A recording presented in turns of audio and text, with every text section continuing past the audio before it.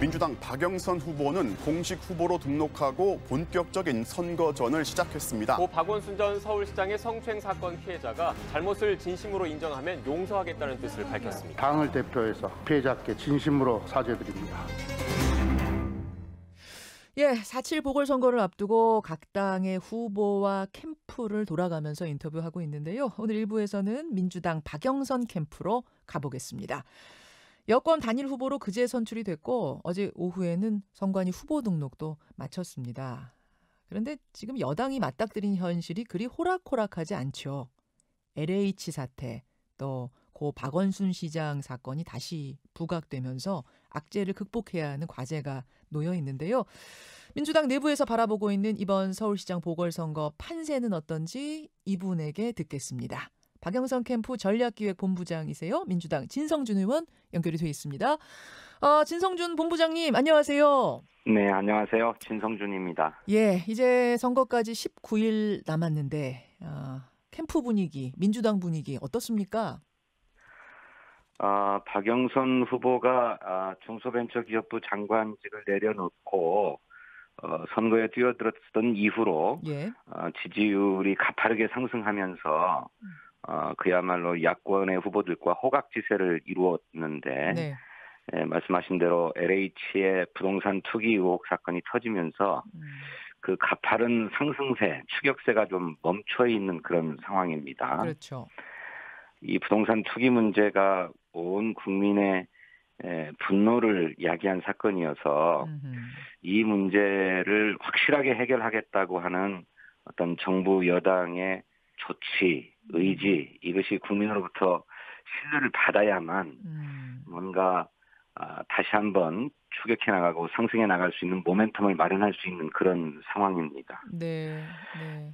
지금 이제 악재들도 이야기하시고 또 어떤 계기를 마련해야 한다 말씀하셨는데 일각에서는 지금 샤이 진보, 그러니까 이 악재들 속에서 진보라고 말하기가 부끄러워서 여론조사에 스스로 지지를 밝히지 못하는 층이 있다. 하지만 투표장에는 나갈 것이다 하는 이런 분석이 나와요. 샤이 진보 있다고 보십니까? 네, 그럴 수 있다고 생각합니다.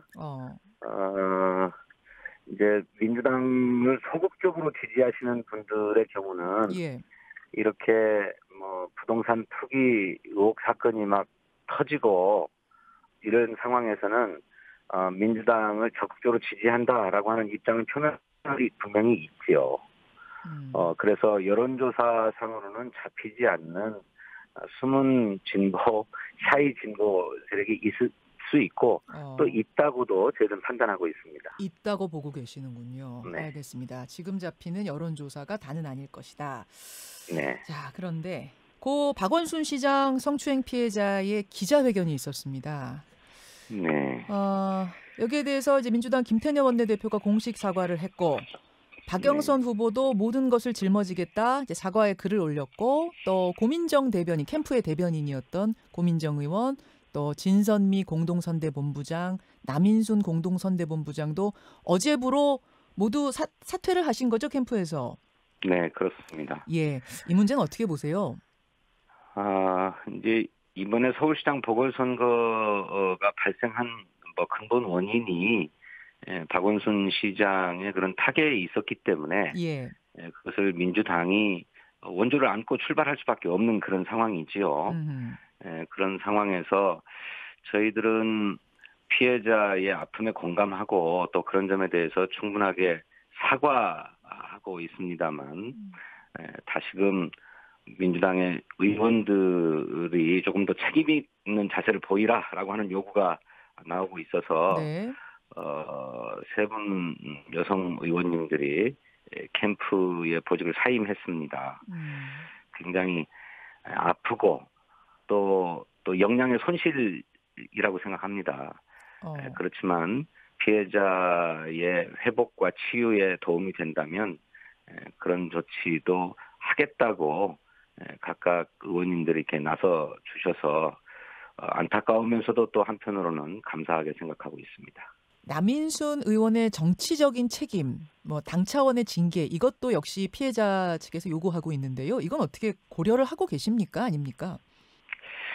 글쎄 남인순 의원은 진즉에 네. 사건의 실체가 조금 확인되면서 곧바로 사과도 하시고 또 누구보다도 여성운동에 앞장섰던 분이기 때문에 이 문제에 대한 인식이 없는 것은 아니죠. 오히려 누구보다도 여성 문제에 대해서 높은 인식을 가지고 있고 그 문제를 해결하기 위해서 앞장서 오셨던 분이 아닙니까? 이 박원순 시장 사건, 그러니까 저희도 다 모르고 있다가 박원순 시장의 갑작스런 두고를 듣고서야 예. 알게 되었던 상황 아닙니까? 예. 사건 초기에는 누구의 주장을 그냥 사실로 인정하기 어려운 그런 상황이기도 했다고 생각합니다. 그래서 불가피하게 그런 호칭을 썼던 것인데 그렇지만 지금은 국가인권위원회의 조사도 있었고 피해 사실이 있었다라고 하는 점을 인정하는 것이고 그런 점에서 그 피해 여성의 호소에 저희들이 반응하는 것이죠. 알겠습니다. 뭐 사실은 이제 두 가지 정도의 이 캠프에서는 넘어야 할 문제들이다 생각해서 지금 질문을 드렸고요. 경쟁 후보에 대한 이야기도 해보겠습니다. 지난 수요일에 오세훈 국민의힘 서울시장 후보를 내곡동 땅 허위사실 공표 혐의 이걸로 진성준 의원이 고발을 하신 거죠? 네, 뭐 당 차원에서 고발을 했습니다만 고발장을 제출하고 접수하는 데 함께 동행했습니다. 예, 지금 오세훈 후보 측에서는 이것은 국장 전결로 그린벨트가 해제되고 보금자리 주택으로 지정된 거지. 나는 그때까지 그 사실을 알지도 못했고 또 보금자리 주택을 짓는 그 지구 넓은 지구를 선정하는 그 중간에 이 땅이 있기 때문에 이거를 빼고는 선정이 되지도 않았다. 이런 이야기들 하고 있는데 어떻게 보십니까? 우선 국장 전결 사항이었기 때문에 몰랐다라고 하는 해명은 말이 안 된다고 생각합니다. 우선 서울 시민의 주거 문제, 주택 문제를 해결하기 위한 아주 중요한 사안이었거든요.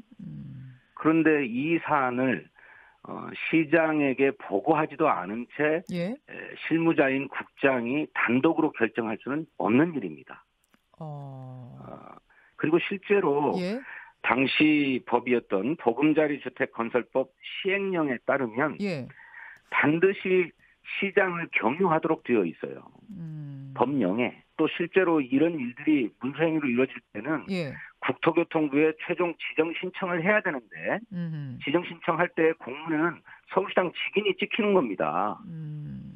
그런데 이걸 몰랐다고만 하니 도무지 삼척동자도 이해할 수 없는 거짓말이라는 것입니다. 자, 이제 몰랐느냐 알았느냐는 이제 거짓말 논란이 되는 거고 그것보다 더 중요한 거는 실제로 그 땅을 보금자리 주택 지구로 지정해서 뭔가 특혜를 받으려고 압력을 넣은 거냐. 오세훈 시장에 압력이 있었느냐 없었느냐 이 문제일 텐데요. 오세훈 시장은 그런 압력은 전혀 없었고 누구라도 한 사람 정말 양심 선언을 한다면은 나는 시장직 내려놓겠다. 아니 아예 정계 은퇴를 하겠다라고까지 아주 강력하게 이야기를 하고 있습니다. 어떻게 생각하십니까? 그것을 압력이라고 얘기하는 것 자체가 이해충돌 문제에 대한 인식이 부족한 것입니다. 본인의 이해관계가 걸려있는 땅이 포함되어 있는 지역의 개발 계획이 수립되고 논의되는 거라면 당연히 시장 스스로가 물러나야 됩니다. 제척되어야 됩니다. 그 논의 과정에서는. 예. 근데 이제 거기에 대해서 오세훈 시장은 지난 그 단일화 토론 때 들어보니까요. 거기는 오히려 주변 시세보다 보상을 적게 받았다. 그러니까 손해를 봤다. 그래서 원주민들이 그때 항의 시위하고 소송을 걸 정도였다. 도대체 무슨 이익을 얻었다는 것이냐. 이렇게 호소하시던데요. 네, 그것도 거짓말입니다. 그린벨트로 묶여있는 땅은 개발을 할 수가 없기 때문에 땅값 자체가 아주 낮아요. 그래서 그린벨트에 땅을 가지고 있는 분들은 모두 다 그린벨트를 해제해달라고 요구하고 있어요. 그린벨트로 묶여있어서 재산권을 행사하지 못하고 침해당하고 있다고 해요. 그래서 그린벨트가 해제되기만 하면 땅의 값어치가 올라가기 때문에 다 땅값이 오릅니다.